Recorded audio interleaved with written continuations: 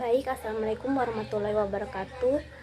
Puji syukur atas kehadirat Tuhan Yang Maha Esa dan salam kepada Nabi Muhammad SAW. Yang saya hormati Bapak Dr. Usman SPD MPD selaku pembimbing satu saya. Yang saya hormati Ibu Dr. Hasriani SPD MPD selaku pembimbing dua saya. Yang saya hormati Bapak Profesor Dr. Haji Akmal Hamzah MPD selaku penguji satu saya, dan yang saya hormati Bapak Dr. Mayong MPD selaku penguji dua saya. Perkenalkan, nama saya Muslika Sari, NIM 18510410119 dari Prodi Pendidikan Bahasa dan Sastra Indonesia, Fakultas Bahasa dan Sastra Universitas Negeri Makassar. Di kesempatan kali ini saya akan mempresentasikan seminar proposal penelitian saya yang berjudul Penggunaan Bahasa Persuasif dalam Sosialisasi Protokol Kesehatan COVID-19 di Televisi. COVID-19 disebut sebagai pandemi atau epidemi global. Sebutan itu ditetapkan oleh WHO karena diketahui bahwa virus ini sangat mudah menular. Adapun gejala yang akan dialami oleh seseorang yang telah terkena virus corona yaitu ngilu seluruh tubuh, sakit di bagian perut, sesak nafas, batuk, nafsu makan turun, dan letih. Cara yang bisa dikerjakan untuk mencegah terinfeksi virus corona yakni menjaga jarak, hindari menyentuh barang di tempat umum, cuci tangan memakai sabun pada air mengalir, rajin membersihkan rumah, dan hindari keramaian. Selain penularan yang begitu cepat, COVID-19 juga memberikan dampak yang begitu besar dalam aspek bahasa. Dilihat dari fungsinya, bahasa dapat membuat dan mengatur kembali sikap, sifat, pola perilaku, pola pikir individu untuk menjadikan kebiasaan pola hidup sehat. Contoh, orang yang tadinya menghiraukan resiko dari wabah COVID-19 setelah diperlihatkan secara terus-menerus memakai bahasa lewat bermacam-macam informasi yang berkenaan dengan dampak COVID-19 yang begitu mengerikan jika sudah terinfeksi, maka pada akhirnya akan sadar dan mengubah sikap. Adapun berbagai upaya yang sudah dilaksanakan pemerintah dalam mengurangi penyebaran virus corona, yakni dengan dilaksanakannya vaksinasi, sosialisasi protokol kesehatan COVID-19, dan mencegah COVID-19. Dalam bersosialisasi, sangat diperlukan penggunaan bahasa agar proses sosialisasi yang dilaksanakan seseorang dalam mengetahui lingkungannya secara fisik maupun sosial agar berjalan dengan baik. Bahasa merupakan hal utama dalam berkomunikasi dan berinteraksi dengan sesama. Bahasa yang digunakan sangat berpengaruh terhadap lawan bicara. Penggunaan bahasa yang baik, benar, dan tepat akan membuat seseorang pendengar atau lawan bicara tertarik dengan apa yang akan disampaikan. Bahasa juga merupakan suatu perbuatan mengajak, membujuk, bahkan mempengaruhi individu untuk melaksanakan suatu hal yang sejalan dengan apa yang diharapkan oleh komunikator. Bahasa yang membujuk dikenal dengan sebutan bahasa persuasif. Bahasa persuasif ini biasa digunakan oleh orang-orang untuk melakukan sosialisasi. Tujuan adanya sosialisasi agar dapat memajukan kecakapan individu untuk mengadakan komunikasi secara efektif dan memajukan kemampuan membaca, menulis, dan bercerita. Sosialisasi protokol kesehatan COVID-19 dilaksanakan sebagai usaha untuk menurunkan ketersebaran COVID-19. Agar sosialisasi protokol kesehatan sampai dengan baik ke masyarakat, maka diperlukan media komunikasi dalam penyampaiannya. Salah satu sarana yang bisa dipakai dan mudah dijangkau oleh masyarakat adalah televisi. Komunikasi massa yang mempunyai perangkat yang sangat luas untuk memberi hiburan dan menyebar informasi ke seluruh deretan manusia disebut televisi. Televisi adalah sarana berjumlah besar yang bersifat dapat didengar dan dilihat yang beda dengan perangkat lain. Kekukuhan yang dimiliki media cetak yaitu di bagian penglihatan, kekukuhan yang dimiliki media audio atau radio yaitu di bagian suara. Sedangkan media yang bersifat bersifat dapat didengar dan dilihat memiliki kekuatan pada bagian keduanya. Nyaris setiap tempat tinggal di daerah Indonesia mempunyai televisi yang nyaris nyala dalam waktu 24 jam untuk mendapat siaran dari bermacam-macam stasiun televisi. Oleh karena itu, media televisi mempunyai kekuatan informasi yang membujuk lebih tinggi daripada perangkat yang lain. Jadi media ini bisa disebut makin lengkap dan pengaruh yang muncul pun makin hebat, baik yang pasti dan yang tidak pasti apabila dibandingkan dari kedua media itu. Berdasarkan latar belakang penelitian secara umum, rumusan masalah dalam penelitian ini adalah bagaimanakah penggunaan bahasa persuasif dalam sosialisasi protokol kesehatan COVID-19 di televisi. Adapun rumusan masalah secara khusus dalam penelitian ini adalah bagaimanakah wujud penggunaan bahasa persuasif dalam sosialisasi protokol kesehatan COVID-19 di televisi. Yang kedua, bagaimanakah fungsi bahasa persuasif dalam sosialisasi protokol kesehatan COVID-19 di televisi. Adapun tujuan penelitian ini secara umum adalah untuk mendeskripsikan penggunaan bahasa persuasif dalam sosialisasi protokol kesehatan COVID-19 di televisi. Tujuan khusus dalam penelitian ini adalah yang pertama, untuk mendeskripsikan wujud penggunaan bahasa persuasif dalam sosialisasi protokol kesehatan COVID-19 di televisi. Yang kedua, untuk mendeskripsikan fungsi penggunaan bahasa persuasif dalam sosialisasi protokol kesehatan COVID-19 di televisi. Manfaat penelitian. Yang pertama, manfaat teoritis. Manfaat teoritis dari hasil penelitian ini diharapkan bisa digunakan sebagai referensi atau bahkan kajian dalam menambah pengetahuan di bidang gaya bahasa dan memberikan sumbangan bagi peneliti selanjutnya. Yang kedua, manfaat praktis.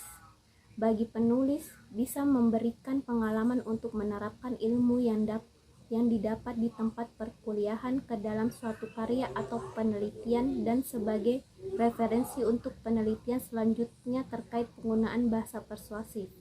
Bagi pembaca, diharapkan penelitian ini bisa menambah ilmu pengetahuan terkait penggunaan bahasa persuasif dan sebagai penerapan ilmu pengetahuan yang telah didapatkan selama di tempat perkuliahan. Baik, selanjutnya kajian pustaka dan kerangka pikir. Kajian pustaka dalam penelitian ini mengambil teori Keraf, Tarigan, Suparno, dan Yusuf.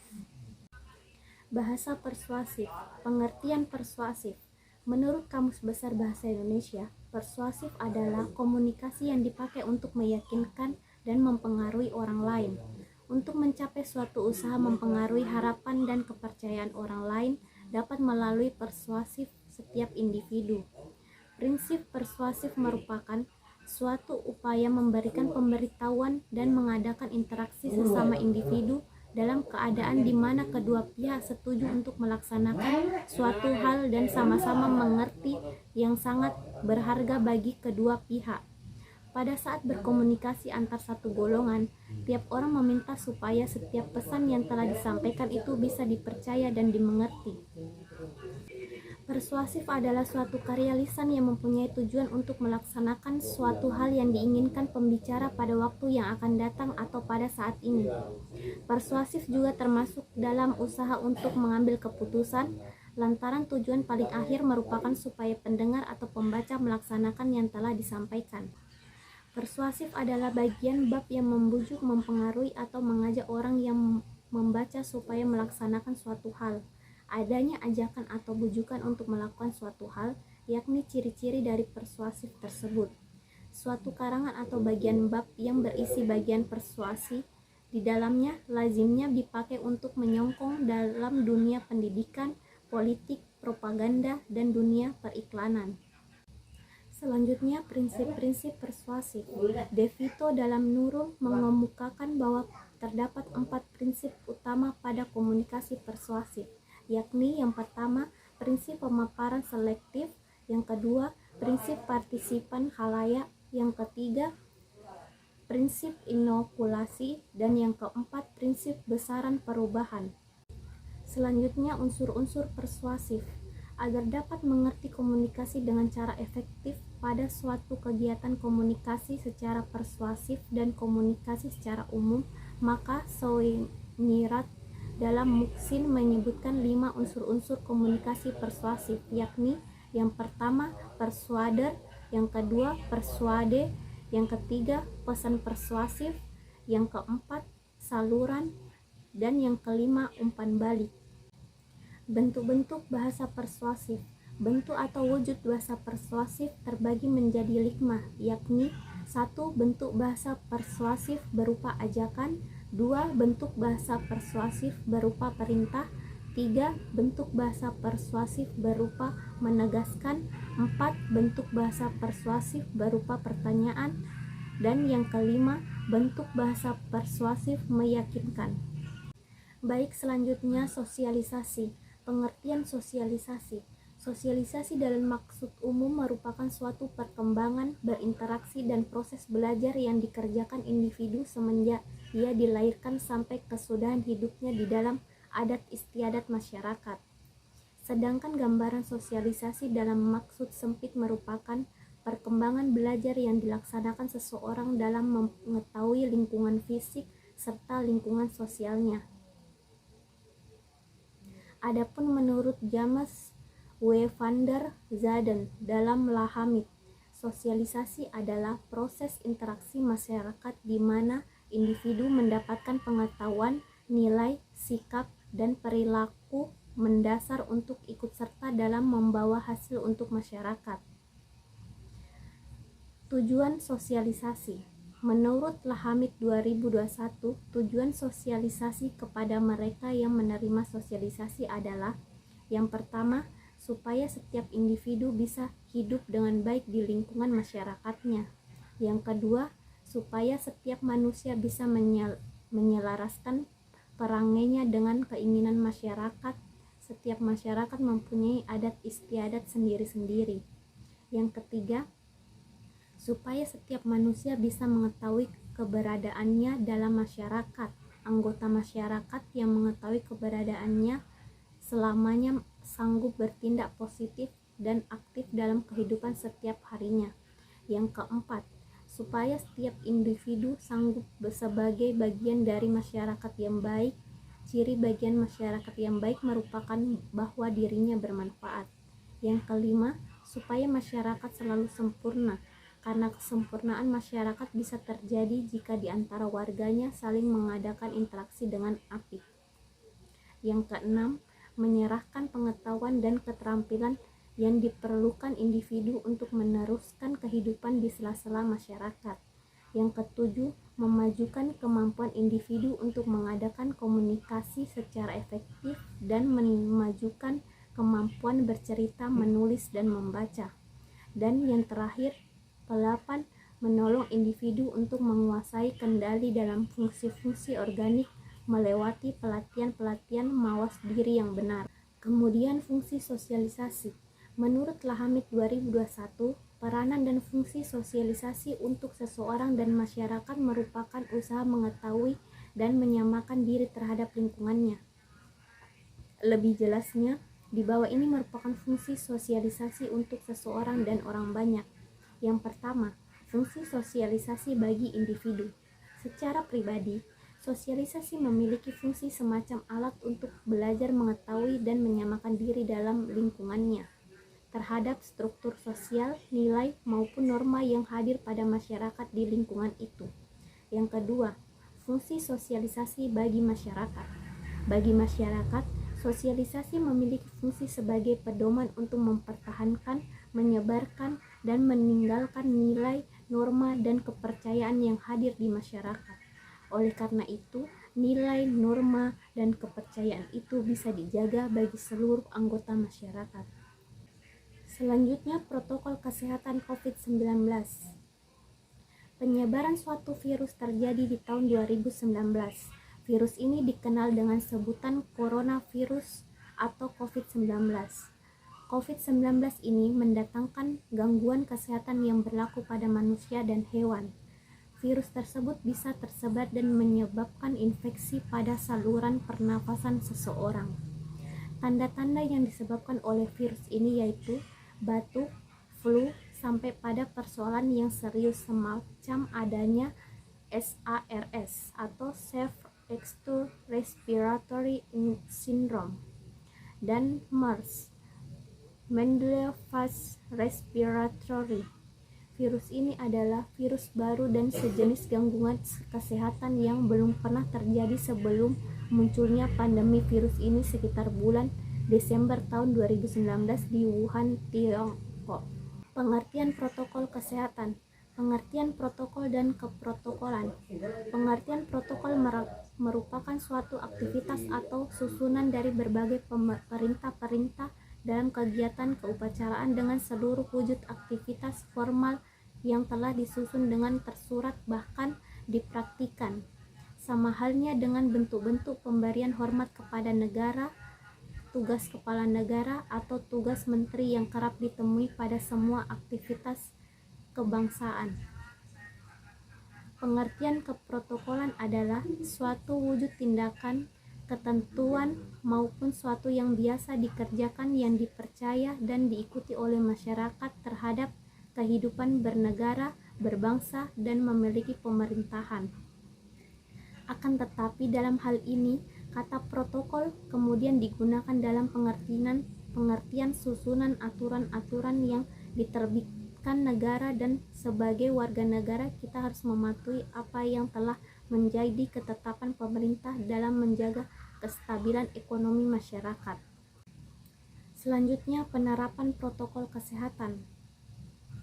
Gennaro dalam Saputro menyatakan bahwa hal paling besar diadakan pemanfaatan protokol kesehatan semasa adanya wabah disebabkan belum dijumpai zat khusus sebagai vaksin. Fungsi protokol kesehatan tersebut yakni sebagai alat untuk mencegah penyebaran tertularnya COVID-19 kepada masyarakat luas. Adapun berbagai macam protokol kesehatan yang sudah dikeluarkan pemerintah Indonesia semasa wabah COVID-19 yaitu: yang pertama, istirahat yang cukup jika suhu badan 30 derajat Celcius atau lebih dan apabila batuk pilek. Yang kedua, aturan yang melarang memakai kendaraan umum untuk masyarakat yang lagi sakit. Yang ketiga, jika ada masyarakat yang memenuhi ukuran suspek maka hendak dirujuk ke rumah sakit COVID atau menjalankan isolasi. Yang keempat, mengunci mulut ketika batuk dan bersin di tempat umum. Yang kelima, memakai masker. Baik, selanjutnya metode penelitian. Jenis penelitian. Penelitian ini menggunakan pendekatan metode deskriptif kualitatif. Lokasi penelitian. Penelitian melaksanakan penelitian di rumah, yakni dengan menyimak dan mencatat penggunaan bahasa persuasif yang terdapat dalam sosialisasi protokol kesehatan COVID-19 di televisi. Langkah-langkah penelitian. Yang pertama, menyimak penggunaan bahasa persuasif dalam sosialisasi protokol kesehatan di televisi. Yang kedua, melakukan pengunduhan siaran sosialisasi protokol kesehatan yang pernah tayang di televisi melalui situs YouTube. Yang ketiga, mencatat dan mentranskrip. Langkah ini dilakukan untuk menandai kalimat yang mengarah pada penggunaan bahasa persuasif dalam sosialisasi protokol kesehatan COVID-19 di televisi. Yang keempat, langkah terakhir, yaitu menganalisis hasil temuan yang berkaitan dengan penggunaan bahasa persuasif. Data dan sumber data. Yang pertama, data. Data dalam penelitian ini merupakan data kualitatif. Penjelasan berbentuk teks, ujaran langsung, dan pernyataan sebagai bahan dasar untuk mengumpulkan data. Sebab itu, data dalam penelitian ini merupakan wujud dan fungsi penggunaan bahasa persuasif dalam sosialisasi protokol kesehatan COVID-19 di televisi. Yang kedua, sumber data. Sumber data dalam penelitian ini adalah sosialisasi protokol kesehatan COVID-19 pada program SCTV di televisi yang terdapat wujud penggunaan bahasa persuasif. Selanjutnya, Teknik dan prosedur pengumpulan data. Teknik pengumpulan data yaitu tahap awal dalam penelitian, sebab tujuan awal pada penelitian ini yakni untuk memperoleh data. Teknik pengumpulan data yang dipakai dalam penelitian ini yakni yang pertama, teknik pengamatan atau observasi, yang kedua, teknik simak, yang ketiga, teknik rekam, dan yang terakhir atau yang keempat, teknik catat. Kemudian instrumen pokok pada penelitian ini yakni peneliti sendiri atau biasa disebut dengan human instrument. Peneliti sangat berperan dalam merencanakan, melaksanakan, mengumpulkan data, melakukan analisis data, mengurus data, hingga tahap pelaporan hasil penelitian. Dan yang terakhir, teknik analisis data. Menurut Sugiono Dalan Piang menjelaskan bahwa analisis data merupakan runtunan perubahan dalam menemukan maupun menaruh dengan teratur data yang didapatkan dengan cara mengatur data ke dalam bagian, menguraikan ke dalam satuan-satuan, menentukan mana yang utama, dan membuat simpulan sehingga gampang dimengerti oleh individu dan orang lain. Baik, itulah pemaparan proposal penelitian saya. Sekian dan terima kasih. Wassalamualaikum warahmatullahi wabarakatuh.